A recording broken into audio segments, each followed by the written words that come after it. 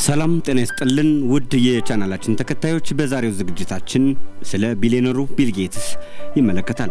ቢሊዮነሩ ቢል ጌትስ ሀብቱን የሚያከፋፍለው የት ነው? መቼ ነው የሚያከፋፍለው ሚለውን እንደሚከተለው እናያለን። የማይክሮሶፍት መስራች የሆነው ቢል ጌትስ በሚቀጥሉት 20 ዓመታት ውስጥ ጠቅላላ ሀብቱን ለሌሎች ለመስጠት ማቀዱን አስታውቋል። ቢል ጌትስ የሀብቱን 99% ወይም እስከ $200 ቢሊዮን ድረስ የሚጠጋ ገንዘቡን በእርዳታ ድርጅቱ በኩል ለመስጠት ማቀዱን ይፋ አድርጓል። ቢል ጌትስ ሀብቱን ለሌሎች የሚያከፋፍለው በፋውንዴሽኑ በኩል መሆኑን ገልጾ እንደ አውሮፓውያኑ አቆጣጠር በ2045 ዘመን ላይ ስራውን በይፋ እንደሚያቆም ተናግሯል። ስሞት ሰዎች ስለኔ ብዙ ነገር ሊሉ ይችላሉ፣ ነገር ግን እርግጠኛ የምሆነው በወሬያቸው መካከል ከነ ሀብቱ ሞተ የሚለው ንግግር እንደማይኖር ነው ሲል ሐሙስ ዕለት በብሎጉ ላይ ጽፏል። የ69 ዓመቱ ጌትስ በስሙ ያቋቋመው ፋውንዴሽን እስካሁን ድረስ ለጤናና ለልማት ፕሮጀክቶች የዋለ እስከ $100 ቢሊዮን ድረስ መስጠቱን ገልጿል።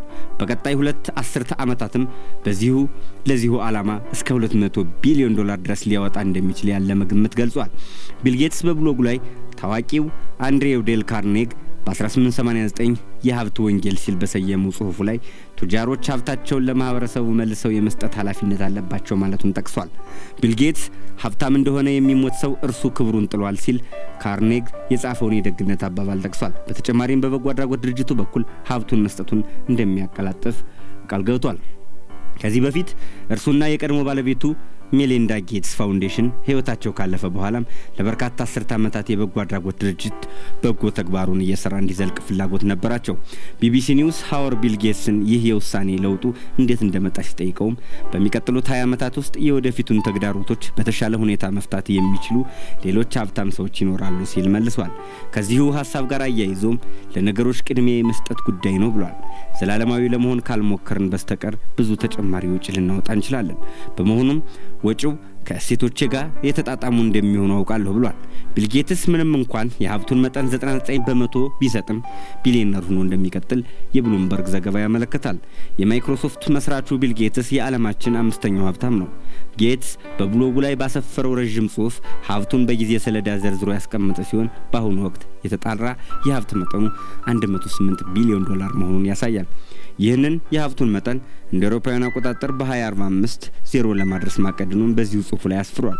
ቢል ጌትስ ከጓደኛው ፖል አለን ጋር በጋራ በመሆን እንደ አውሮፓውያን አቆጣጠር በ1975 ማይክሮሶፍትን የመሰረቱ ሲሆን በኮምፒውተር ሶፍትዌር የዓለምን ገበያ መቆጣጠር ችሏል። ጌትስ ቀስ በቀስ በድርጅቱ ውስጥ ካለው ተሳትፎ እየቀነሰ የመጣ ሲሆን በ2000 ከአመራርነቱ በ2014 ደግሞ ከሊቀመንበርነቱ ለቋል። ቱጃሩ ቢል ጌትስ ገንዘቡን ለሌሎች የማከፋፈል የተነሳው ከባለሀብቱ ዋረን በፊትና ሌሎች በጎ አድራጎቶችን በመመልከት መሆኑን ተናግሯል። ይሁን እንጂ ተቺዎች ቢል ጌትስ ፋውንዴሽኑን ግብርን ላለመክፈል እንደመሸሸጊያ ይጠቀምበታል ሲሉ ይተቹታል። ጌትስ በብሎጉ ላይ በጻፈው ረጅም ጽሑፍ ፋውንዴሽኑ 3 ዓላማዎችን ዘርዝሯል። መከላከል የሚቻሉና እናቶችና ህፃናትን ገዳይ የሆኑ በሽታዎችን ማጥፋት፣ ወባንና ኩፍኝን ጨምሮ ተላላፊ የሆኑ በሽታዎችን ማጥፋት እንዲሁም በ100 ሚሊዮን የሚቆጠሩ ሰዎችን ከድህነት ማውጣት ናቸው።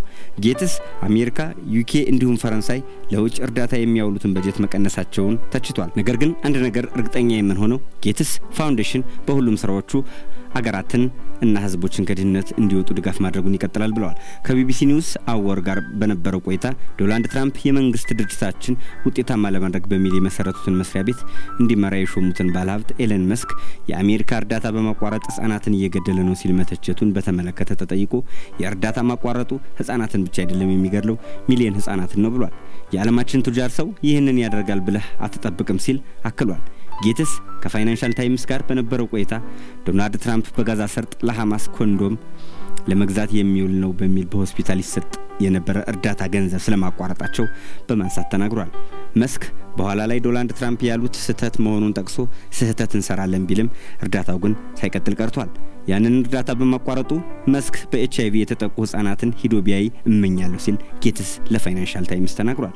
በአንድ ወቅት ጌትስና የቴስላ ባለቤት ኤለን መስክ የዓለማችን የቱጃር ሚና መሆን ያለበት ሌሎችን ለማገዝ ገንዘብ መስጠት መሆኑን ተስማምተው የነበረ ቢሆንም ከዚያ በኋላ ግን በተለያዩ ጉዳዮች ላይ ተጋጭተዋል። ቢቢሲ መስክን በጉዳዩ ላይ ምላሽ እንዲሰጥ ጠይቆ የነበረ ቢሆንም ለጊዜው አልተሳካም። ጌትስ ፋውንዴሽን ኢትዮጵያን ጨምሮ ለበርካታ ታዳጊ ሀገራት በጤና ዘርፍ ድጋፍ ያደርጋል። የዛሬውን ዝግጅታችን በዚህ አጠናቀቀን። ቀጣይ ቆንጆ መሰናዶዎችና ልዩ ዝግጅቶች እንደርሷችሁ ቻናላችን ሰብስክራይብ በማድረግ ከወዲሁ ቤተሰብ ትሆኑ ዘንድ በአክብሮት እንጋብዛለን። እናመሰግናለን። ኢትዮጵያ በክብር ለዘላለም ትኑር።